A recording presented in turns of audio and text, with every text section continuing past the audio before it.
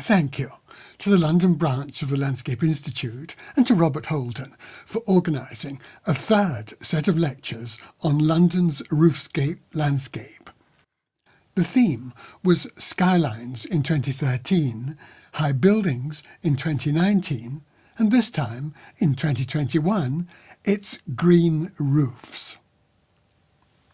London has been catapulted to a position where it ranks alongside those cities which are most fated for their green roof provision.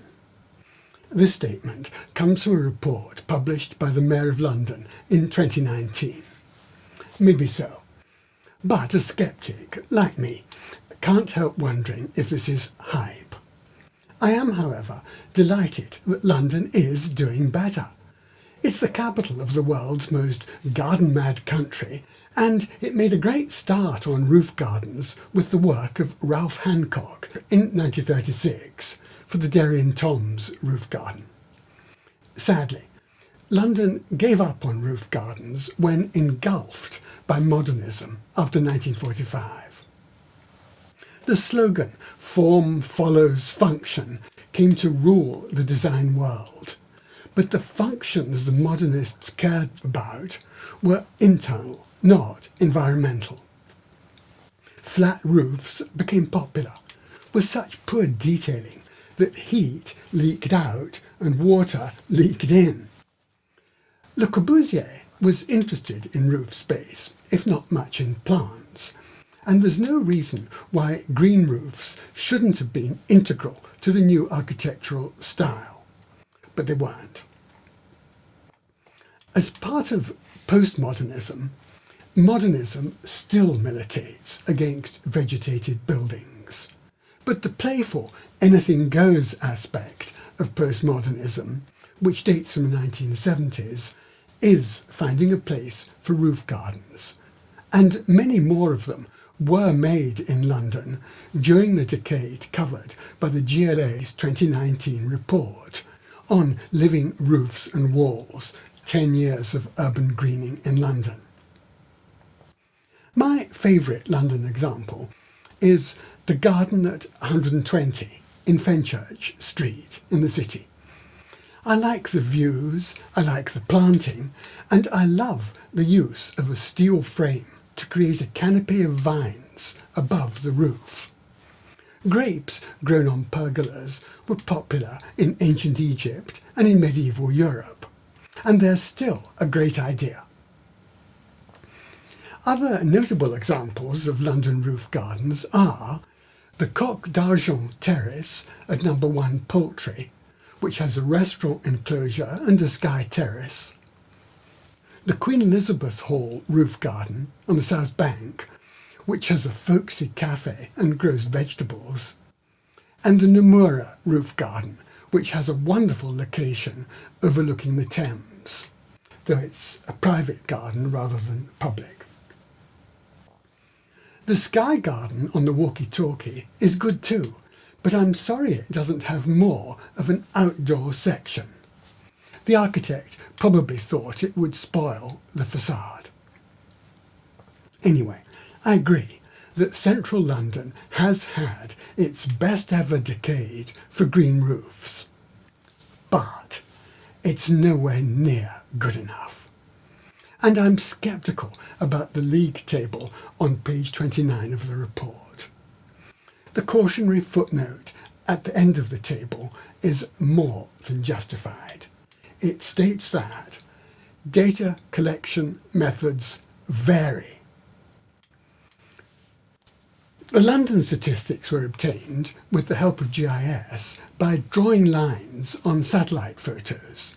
This was a good idea, but it wasn't used for the other cities on the table. And if data sources are non-comparable, you can't use them to make comparisons.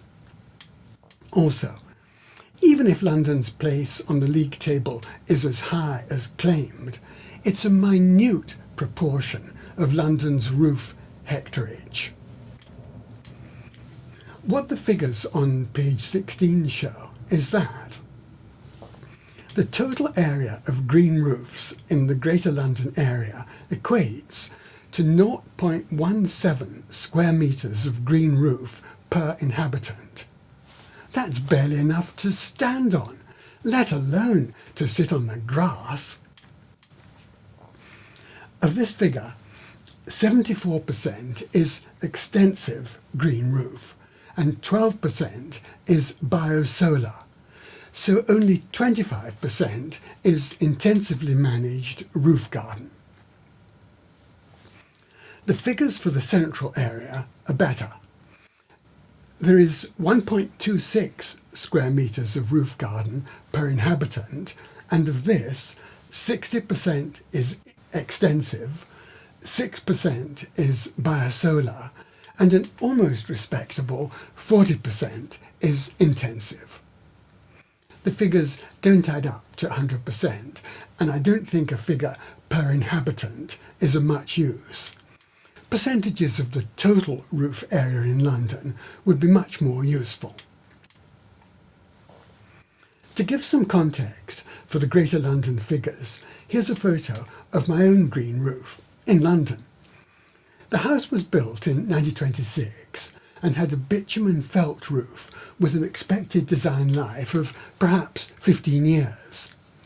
Green roofs weren't fashionable at the time, but it was protected by a layer of clay and rubble that has lasted 6 times as long as expected already. In 1980, I changed the substrate to sand and peat and sowed it with grass seed, mostly Festuca ovina, sheep's fescue. It was then an extensive roof for 35 years. I changed it to a semi-intensive roof because the grass was often scorched in summer. This was done by installing mist irrigation and a modern roofing membrane and root barrier to give the bitumen better protection against root damage. You could challenge the irrigation on sustainability grounds, but it only runs for about 6 weeks a year, and there's a rain garden at ground level so that any discharge of irrigation water is returned to the aquifer, letting the water company sell it back to me on another occasion. We also do a little urban food production, including chives, mint, sage, marjoram, dandelions and chickweed. Now for the comparison. Greater London has 0.17 square metres per inhabitant, which is the size of a chair cushion. The green portion of my roof is 18 square metres, and you'd need 105 cushions to cover it. Here's a photograph of me suffering during the 2020 COVID lockdown. I was probably writing a podcast and thinking about how much greener the Canary Wharf office cluster you see in the background could have been. I'd be interested to hear of other landscape architects' experience of retrofitting green roofs.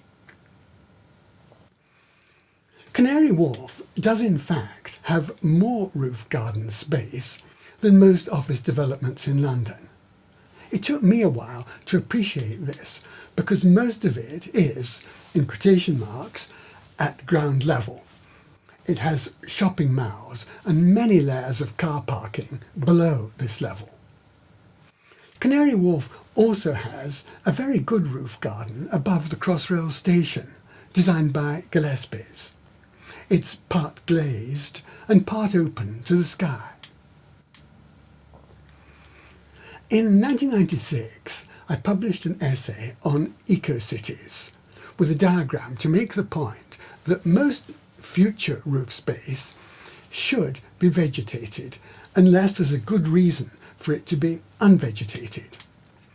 The diagram also showed a policy for deciding whether green roofs should be habitat space, garden space, or non-vegetated.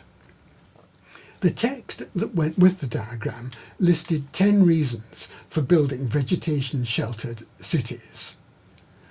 They relate to water, glare, CO2, habitat, noise, dust, insulation, plants, food and flowers. Not long after doing the EcoCity diagram and writing the list, I did a montage with the title New York as It Should Be. It showed a dreary wasteland of roofing membranes, masts, wires and storage tanks transformed into a neat landscape of grass and pools.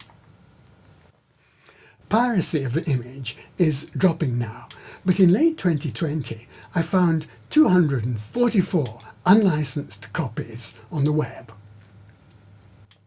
Now, I'm not claiming piracy, but New York's local laws 92 and 94, implemented in 2019, have a requirement that any roof undergoing major construction must be covered in either solar panels or a green roof system. This law was passed to help mitigate climate change.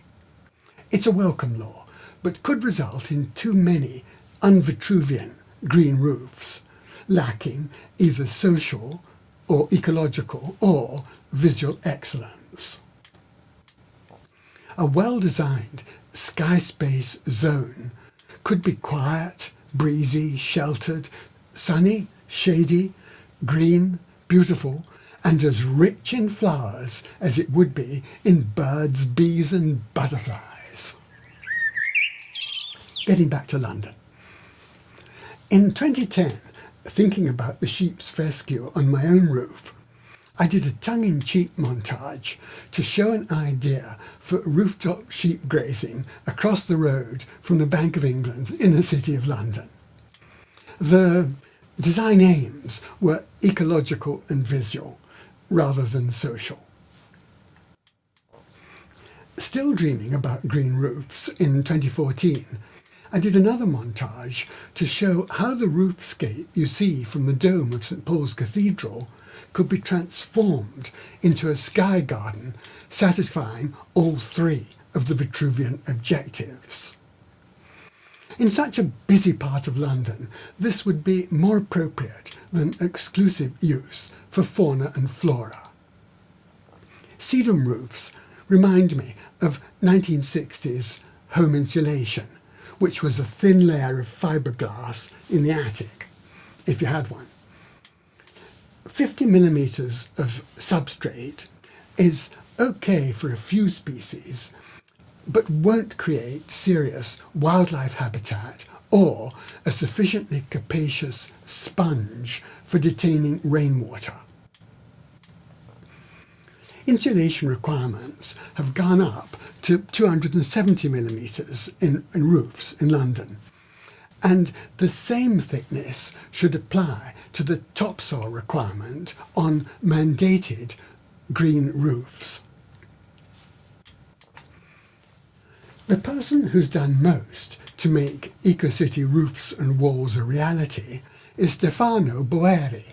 His Bosco Verticale, or vertical forest, appears to work well and to be suited to the climate of North Italy. He's now planning to take the idea forward at Luzhou, a subtropical city in central China.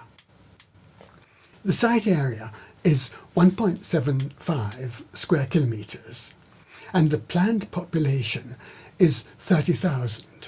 That's denser than London, but less dense than Paris. All the buildings will be covered by plants and trees. I admire the ambition and am pleased that there are more trees on the roofs than on the balconies, where they tend to limit social enjoyment of the balcony and of the rooms behind them, which can easily be too dark. The exteriors of green buildings should have all the Vitruvian qualities: utilitas, firmitas and venustas, which landscape architects can translate as utility, ecology and beauty.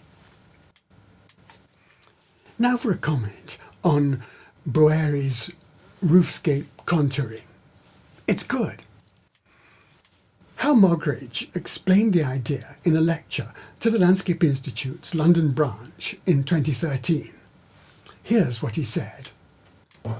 And put this forward to the GLC, no, Greater London Authority it is now, that they should do something like this, and look at the city of London, or London as a whole, and think about the heights of buildings, and draw a contour plan of the bottom of the open sky for the whole of London. This actual diagram, the first effort, is not accurate. It shouldn't be taken too seriously. The lines are too low. And in fact, when we worked in Edinburgh, it needs to be more fragmented than that. But I think this concept is something that we as an institute should promote, that the open sky across the whole of London should be designed properly. I very much agree that the Landscape Institute has a role in this. Following the ASLA example, it should publish policy documents and engage in lobbying. The Skyscape policy I suggest is that most roofs and many walls should be vegetated. Roof contouring should relate to natural landforms and other features, to social functions, to historic contexts, to visual objectives, and to habitat and hydrological objectives. High buildings policy is an aspect of this. On riverside sites in London, it's better to keep high buildings at some distance from the water margin, like the Shard, which may still be the tallest building in Europe. High buildings should not be allowed to intimidate the river environment. Like the tall plants in a herbaceous border, they should take a back seat with the small critters in front of them. This is a good example of a lesson that cities can learn from gardens. Vegetating buildings will help blend them into groups so that they look less like matchboxes and tombstones. I've done a view of Canary Wharf to show how this could work for a cluster of buildings, and I've done a view of Chicago to show how it might work out in more detail. Walk-up roofscapes in the style of Friedensreich Hundertwasser are a joy, but the extent to which this can be done is limited by the building's use and ownership. It works well for the Nanyang Technical University in Singapore, where it also exemplifies a national policy. Singapore became independent from Britain in 1963 and from Malaysia in 1965. The country faced an uncertain economic future, but was lucky to have Lee Kuan Yew as Prime Minister. Having studied at London and Cambridge, he knew of two cities with a good provision of green open space, and he surely knew of the new towns around London. In 1967, he launched a garden city vision for Singapore, and looking back on it 33 years later, he wrote that. To achieve first world standards in a third world region, we set out to transform Singapore into a tropical garden city. So, I searched for some dramatic way to distinguish ourselves from other third world countries. I settled for a clean and green Singapore. Since then, no other project has brought richer rewards to the region. It was good for morale, for tourists, and for investors. You therefore saw greening as the most cost-effective project I have launched, and Singapore is now a very wealthy city. The first phase of the Singapore policy after 1967 was for parks and street trees. It was a popular success. In 1998, the second phase of the policy was to make Singapore a city in a garden by integrating greenery into the daily lives of Singaporeans. You can compare it to London's 1943 Abercrombie Plan, which was never adopted officially. The third phase, in 2009, was a policy for vegetating urban development projects to replace what is lost when land is developed. So if the area of a development site is 1,000 square metres, the development should have at least 1,000 square metres of replacement planting. The name of this policy is LUSH, L-U-S-H, an acronym for Landscaping and Urban Space for High-Rises. Great name, but I wish the L was for landscape instead of for landscaping. The LUSH policy is implemented by regulations and incentives. The regulations allow more floor area in return for more planting on roofs, walls and sky terraces. The incentives allow the National Parks Board, NPark, to fund up to 50% of the cost. London is also planning more greening of buildings. The Mayor's New London Plan, published in 2020, will introduce an urban greening factor for the assessment of development projects. You can compare it with Singapore's LUSH policy, but it only calls for 1/3 as much planting. This is a mistake, and so is the failure to assess greening proposals for social and visual criteria as well as for ecological criteria. In my opinion, London needs an ambitious design objective. A city in a landscape would be fine.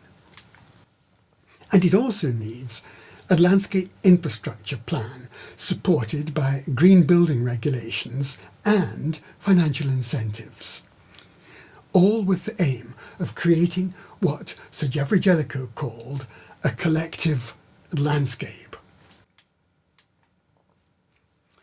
My concluding point is that there is little new about these ideas. The village of Skara Brae in the Orkney Islands is older than the stones at Stonehenge and older than the pyramids at Giza. It dates from before 3000 BCE. The houses were built with freestanding walls.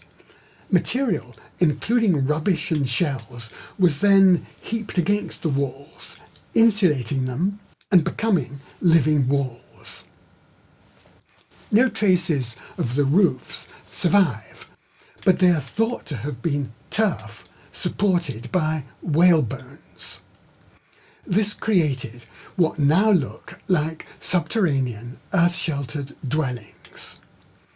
For a wind-lashed and rain-lashed group of islands, with the North Sea on one coast and the Atlantic Ocean on the other coast, it was a very appropriate construction method, combining, we might say, good landscape architecture and good landscape planning. With the roofs repaired, you could live in a 5,000-year-old house. How's that for earth-sheltered sustainability with living walls and roofs?